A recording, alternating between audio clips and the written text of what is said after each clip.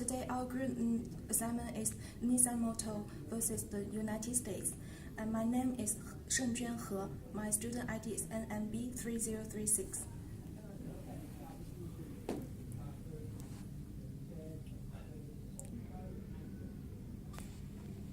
I'm going to talk about the issue and rules.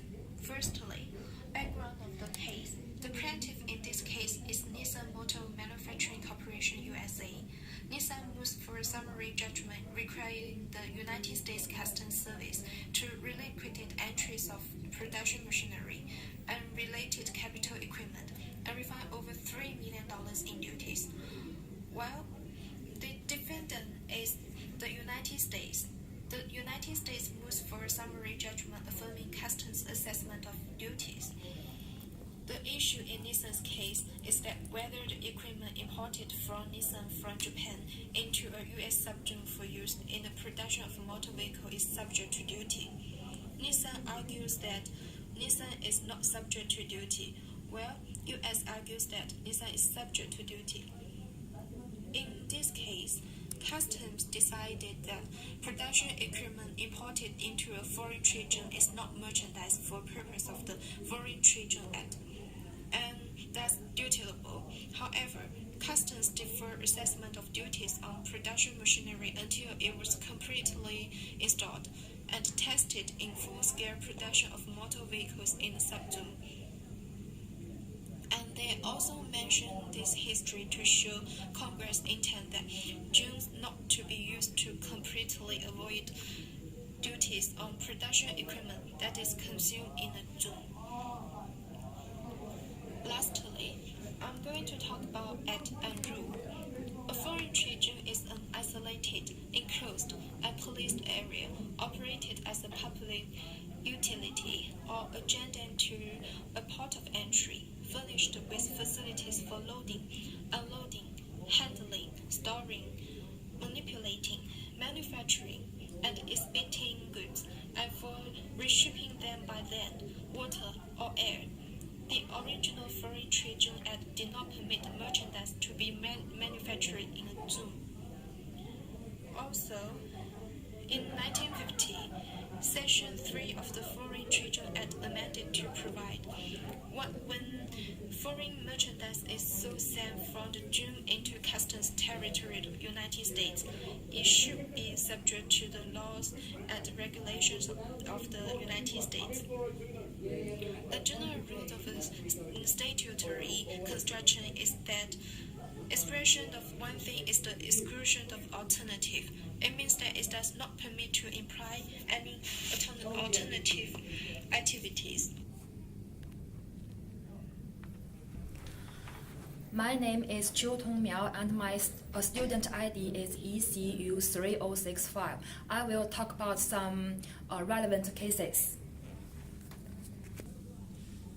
The first one is Alice K. Oliver's Corporation with United States. Some importers of cast iron soil pipe from the United Kingdom brought an action in the federal court for the District of Columbia, in which they attacked the validity of the pending proceedings and of the proposed order and the duties thereunder, and pled for the declaratory judgment and an injunction staying the proceedings. The order is enforcement. In the end, the three-judge district court sustained this contention, denied the relief plaintiffs sought, and dismissed the petition. Second one is Hawaii Independent Refinery Inc., applying with the United States. The appeal is from a judgment of the United States Claims Court in favor of the government in a suit for refund. Actually, it's clearly established by all of the evidence as well as conceded by defendants' answer that the subject merchandise never physically entered the customer territory of United States. it would follow that the merchandise is not subject to duty while remaining within the trade zone. Therefore, this court finds that the merchandise in question used as a secondary source of fuel in plaintiff's refinery located in foreign trade subzone 9A, Oahu, Hawaii is not subject to duty under the tariff schedules of United States. Third one is United States with Douglas Aircraft Corporation. Resulting from a collision with an airplane owned and operated by Douglas Aircraft Corporation Inc., Thomas W. Scott, the pilot, being joined as defendant. But in the end, the record shows that Scott did all that could be expected of him. The fourth one is Butler with United States Department of Agriculture. Butler is a black man who worked in the United States Department of Agriculture as a computer clerk. He was twice denied promotions because of his conduct and performance. He failed a discrimination charge with the USDA Equal Employment Opportunities Counselor after being reprimanded for using abusive language and threatening a fellow employee. But Butler appealed rejection of his demands and the award of attorney's fee. We affirm the former and reverse the latter.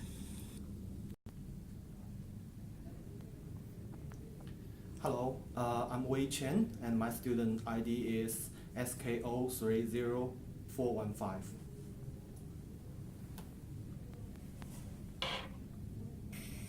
Okay, in this part, I will be on behalf of United States Customs to apply the Foreign Trade Zones Act as amended, the rule of statutory construction, and the relevant legislative history to the case, and draw a conclusion. First of all, according to the statement in Foreign Trade Zone Act, we can find that the production equipment is neither of stored, sold, exhibited, broken up, repacked, assembled, distributed, stored, graded, cleaned, mixed with foreign or domestic merchandise. And also, it distorts the statute's plain language to read in other terms such as installed, affixed, used, consumed, or operated, which is breached the general rule of statutory construction as the case United States versus Douglas Aircraft Corporation. So we believe that none of the activities that Congress identified in its comprehensive list permit installation or operation of production equipment without payment of duties. Secondly, the interpretation of the Congress intent, which does not apply to machinery and equipment that is imported for use or for manufacturing and the like within a foreign trade zone.